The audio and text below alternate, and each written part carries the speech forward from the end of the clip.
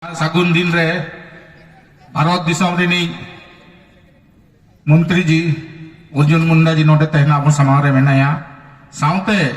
नोआ पारसी जितकर रे जहां को एनेम मेना सनाम हर को के नोआ रे बोन छुटो लेना बोन एंते रहो अगुल लेकाते मिद बार हर जहां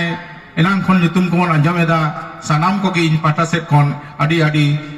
दुलर जोहार गोडिन चालाको कना तेही नोडे मेना किना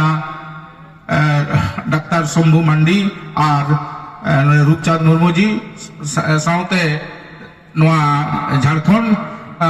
रिनी मारे एमएलए लखन बाबू तकिन हो मेना किना और साउते समाज रे मई को दई को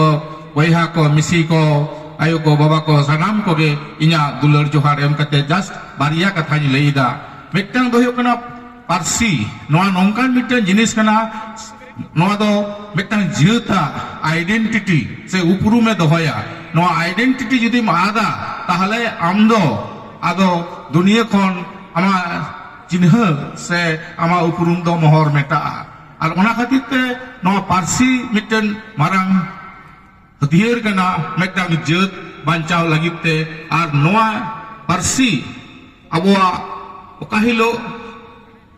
संविधान रे सेलेदेना एनिलो खनगे अब संताड़ी पारसीते ओलो पढ़ाओ सनाम सेते अब मिटांग हर डहार झिजना और नितो दो ओना डेवलपमेंट ना कमी अबोगे नोआ सुसर हुयो तबोना तबे ना अबो हो एटा जाति लेका बोन लहा अबो बोन लई बड़े गया संताल पारसी दो आदि मारेया संताल जाति हो आदि को मारेया मेनखान संविधान रेना ओका माने बांग तहलेन खान स्वीकृति ओना दो आबो नेलकात गयाबन बई बईते आबोआ उपरुम होबन आदेत तहना नेलकातलिन जेखन आपनार गे आदि माने 15-20 बछरम तहलेना उन ओक्तो आबो मिद ओक्तो दो आबोरेन नोकय को ओलो पढ़ा को चेद आकात ताबोना नौकान फैमिली रे नोकय को चाकरी बाकरी तहना को संताड़ी पारसी ते हो रोड को लाजा कान तहना मेनखान नोआ पारसी ओकाहिलो संविधान रे सेलेदेना ओना परदो आबो हो भारत दिसम रेन तिना जत मेना बोना तिना पारसी सेलेद मेना माने संविधान रे जतो के उनको सला बोन तुलुजेना और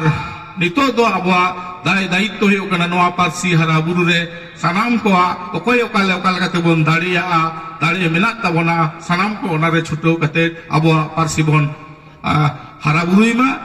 तबे ना नय 20-22 बछर काटा मानाव आगुईदा नोआ मानाव सारोआ सागुनोआ निये को बारिया पिया कथा लई कते गे इᱧᱟᱜ कथा दुई मुझे दा मा आरबी दा सनाम को जोहार।